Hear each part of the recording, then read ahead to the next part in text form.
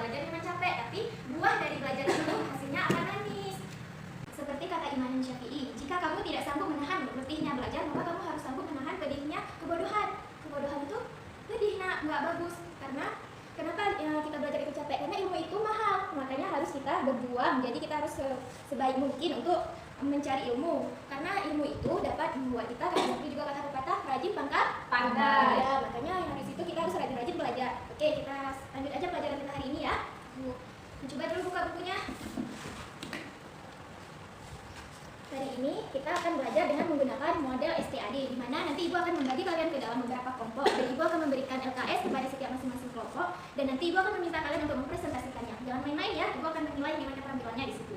Lalu Ibu akan memberikan kalian soal evaluasi terhadap masing-masing sendiri, dikerjakan sendiri. Di situ Ibu akan menilai sampai mana pemahaman kalian. Mengerti? Mengerti, Ibu. Oke. Ada yang tahu kita belajar hari ini tentang apa? Yuk, tidak, Bu. Pemahaman kalian ini nggak ada belajar ya? Oke, ya udah, kalau gitu Ibu kasih tahu. Hari ini tema kita adalah peran Indonesia di era globalisasi. Nih, Ibu udah siapin media nih. Nama medianya Jendela Ilmu Peran Indonesia di Era Globalisasi. Kita buka ya.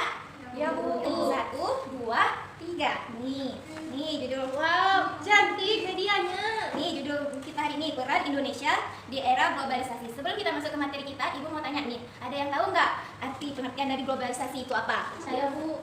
Ya, silahkan Iza. Globalisasi adalah suatu proses zaman dunia, proses pergantian zaman, proses membuka diri atau masuk ke dalam pergaulan. Iya, benar sekali. Beri tepuk tangan untuk Iza.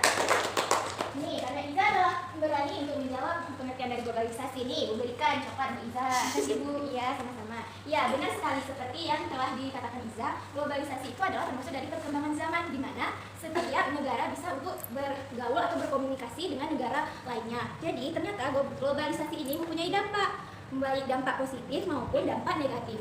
Ayo, dampak positif dari globalisasi apa? Ayo, misalnya seperti kecanggihan alat komunikasi, kan sekarang HP yang makin canggih kan, bisa kita video call di situ, bisa kita chattingan, bisa kita voice note, ya kan?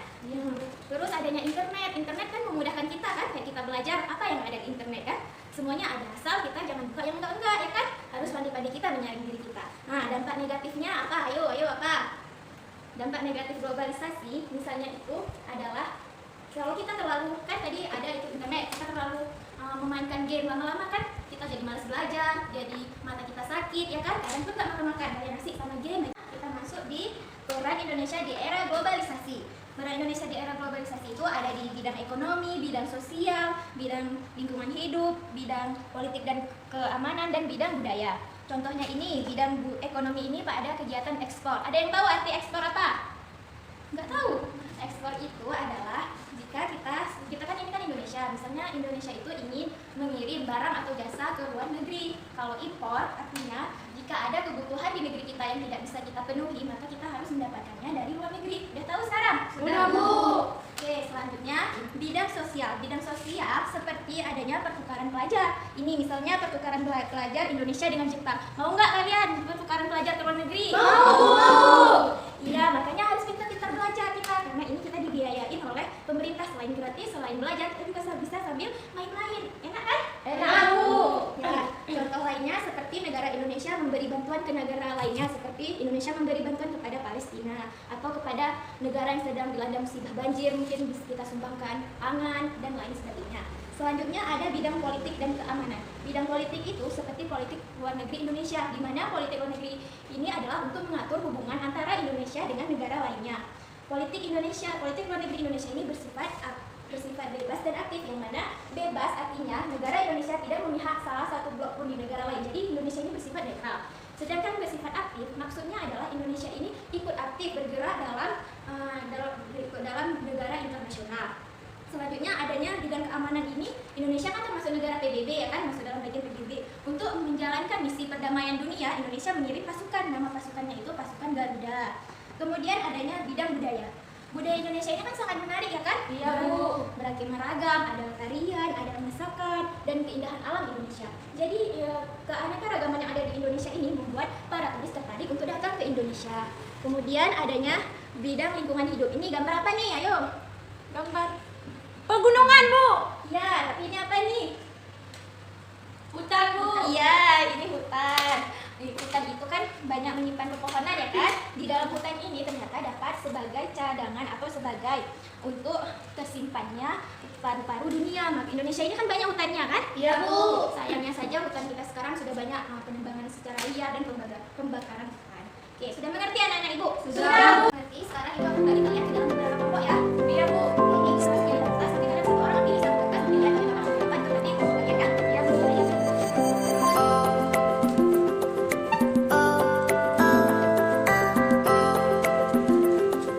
Sudah dapat semua hutannya? Sudah, Bu. Sekarang kita pilih kelompok masing-masing ya.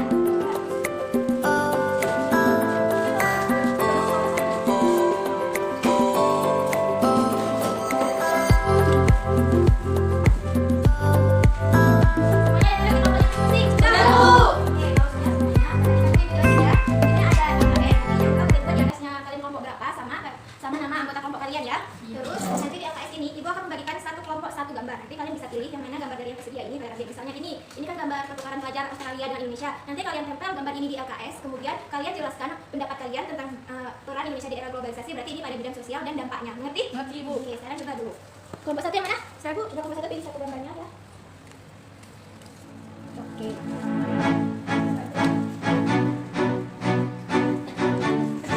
Oke, berarti udah ada semuanya kan gambarnya? Sudah Bu. Mengerti tugasnya? Sudah, Bu. Sekarang coba kalian berdebat diskusikan bersama kelompok kalian masing-masing. Kalau ada yang tidak mengerti, dapat bertanya dulu ya. Baik, oke, silakan dikerjakan.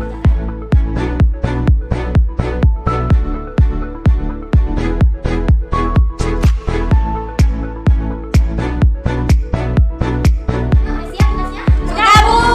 Ya, sekarang kelompok mana yang berani tampil pertama? Ayo. Ya, kelompok berapa nih dah? Kelompok 2. Ya, coba perwakilannya maju.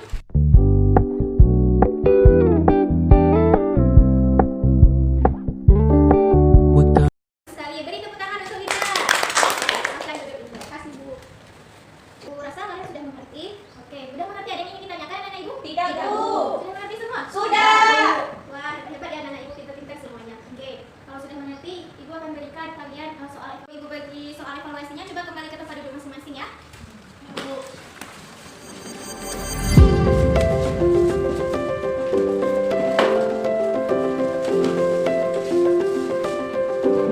Berdiri di tempatnya masing-masing. Sudah, Bu. Oke, sekarang ibu akan bagikan soal evaluasi kepada kalian. Soal ini jumlahnya ada 15, di mana 10 soal COS dan 5 soal isi. Karena mungkin waktu kita yang tidak mencukupi, kalian hanya mengerjakan 10 soal COS saja. 5 soal isinya bisa untuk kalian jadikan tugas di rumah. Mengerti? Mengerti, Bu. Ini ya soalnya sudah satu. Kalian kita sebutkan ya. Baik, Bu. Oke, yang sudah siap, bisa dikumpulkan. Lalu apa namanya ya? Ya, Bu. Sudah siap semua? Sudah, Bu. Coba dikumpulkan.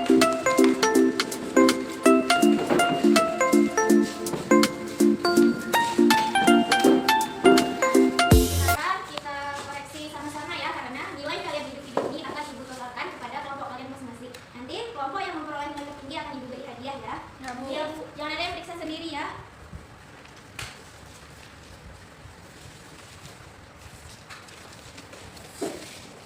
Oke. Untuk penyamaannya jangan salah diperiksa ya. Baik, Bu. Dengarkan ibu baik-baik. Kalau misalnya kalian jawaban kalian kawan kalian teman kalian conteng, nanti kalian buat dengan salahnya berapa. Mengerti? Mengerti. Ya, nomor 1A, 2C, 3D, 4A, 5C, 6A, 7C, 8C, 9A, 10B. Udah siap? Sudah, Bu. Oke, sekarang ibu tanya satu-satu ya. Dari kelompok 1 dulu aja ya, dari ibu totalkan. Ya, punya codor lupa. Siapa yang periksa punya codor lupa? Saya, Bu. Yang ini berapa codor lupa? Benar semua, Bu. 10. Wah, hebat sekali. Oke, yang punya kelompok 2 nih, Hidayah. Siapa periksa punya Hidayah? Saya, Bu. Benar berapa? 10, Bu. Benar semua. Iya, wah, pintar-pintar ibu. Oke, sekarang sudah ibu totalkan dari nilai kelompok 1 sama kelompok 2. Kelompok 1 tadi sudah ibu totalkan dengan nilai keterampilan kalian dan nilai pengetahuan kalian. Jadi, kelompok 1 memperoleh skor 698. Beri tepuk tangan. Sedangkan kelompok 2 memperoleh skor 650. Beri tepuk tangan. Oke, berarti pemenangnya kelompok 1 ya? Iya, Bu. Coba perwakilannya kelompok 1 maju ke depan. Ibu beri hadiah. Jirna, kan? Ini ya, untuk kelompok 1. Terima kasih, Bu. Ya, sama-sama. Oke. Untuk kelompok yang nilainya masih belum masuk tertinggi, jangan sedih, harus tetap semangat. Kita harus terus belajar. Mungkin di lain hari pembelajaran kita bisa lebih. Tapi ingat, tujuan kita belajar bukan untuk dapat hadiah, tapi untuk mendapat apa? Iya, betul, Linda, mendapat ilmu. Ada yang ingin ditanyakan anak ibu? Tidak, Bu. Oke, siapa yang bisa menyimpulkan pembelajaran kita hari ini? Saya, Bu. Ya, coba dulu. Globalisasi adalah suatu proses yang mendunia yang berdampak bagi suatu negara, baik dampak positif maupun negatif. Jadi, peran Indonesia di era globalisasi yang pertama yaitu pertukaran pelajar, kerjasama dengan negara lain seperti ASEAN. Iya, benar sekali. Beri tepuk tangan untuk temannya.